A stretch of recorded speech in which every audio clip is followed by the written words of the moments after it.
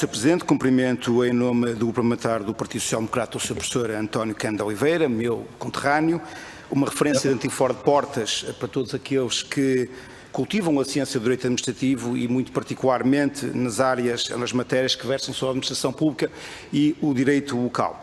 Quando, Sr. Professor, o PSD propôs a audição da ADREL, fizemos porque considerávamos absolutamente crucial, nesta fase, ouvir uma associação que tem dedicado especial atenção a este processo e especial atenção ao estudo do direito local e do direito das autarquias locais. Mas, Sr. Presidente, como esta é a primeira audição dos trabalhos de especialidade nesta Comissão Parlamentar, a um conjunto de iniciativas que versam as alterações à reforma territorial das freguesias, permita-me que possa sinteticamente contextualizar politicamente como tudo começou e como é que chegámos até aqui. E nesse sentido importa desde logo recordar que a reforma territorial das freguesias foi imposta pela Troika, porque foi defendida e sugerida pela Troika, pelo governo do Partido Socialista do engenheiro José Sócrates, como se comprova por diversos depoimentos. Uma vez incluída no memorando de entendimento, esta reforma assumiu a natureza de um compromisso internacional que o Estado português tinha forçosamente de cumprir. A reforma fez-se no contexto que é do conhecimento de todos, sobre intervenção externa e em estado de emergência nacional. A reforma não é perfeita, não há reformas perfeitas, as únicas reformas perfeitas que conhecemos são aquelas que nunca saíram do papel. Ora, o PSD, Sr. Professor, sempre disse que todas as reformas deveriam ser monitorizadas e avaliadas e esta, naturalmente, não é a exceção.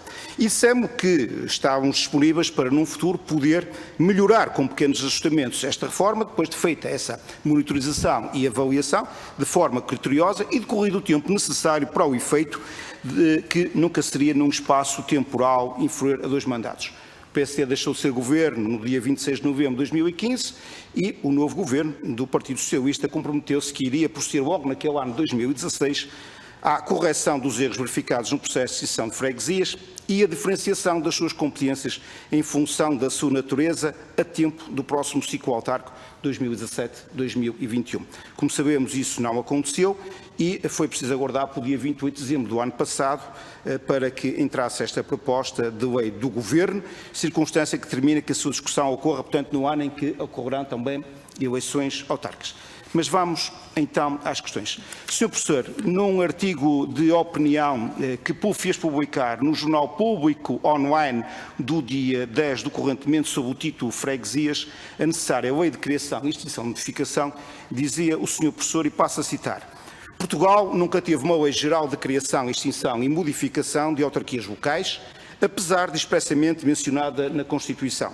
Portugal teve apenas leis parcelares de criação de autarquias locais, estando em vigor atualmente apenas uma lei-quadro de criação de municípios. Até 2013 tivemos uma lei de criação de freguesias que foi revogada nesse ano para dar lugar a 2 leis de reorganização temporalmente datadas de municípios e freguesias. Posto isto, Sr. Professor, a pergunta que lhe gostaríamos de fazer desde já é se a proposta de lei que o Governo apresenta ao Parlamento, se continuamos ou não no domínio das leis parcelares.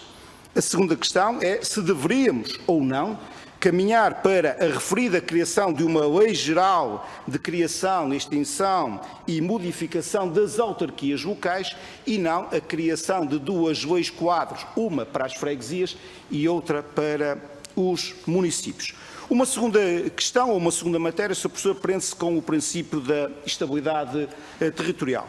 A proposta de lei do Governo aponta para a necessidade de garantir a estabilidade territorial por um período mínimo de 13 mandatos autárquicos seguintes após a criação de uma freguesia nos termos preconizados nesta iniciativa legislativa.